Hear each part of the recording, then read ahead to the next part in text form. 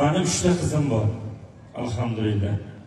Hech qachon o'g'lim yo'q deb ayolimga 16 yil davomida yashayotgan bo'lsam, nimaga o'g'limiz yo'q degan so'zni vallahi biror marta aytmaganman, aytmayman ham. Chunki qizlarim 10 ta o'g'ildan ziyoda. Mana shu sahnada meni uchala qizim ham o'tiribdi. Agar ruxsat bersanglar, men qizim bilan birgalikda ota qiz qo'shig'ini qilganmiz. Oyshaxon qaysi tomondasan qizim? Ona qizim, davlati qizim.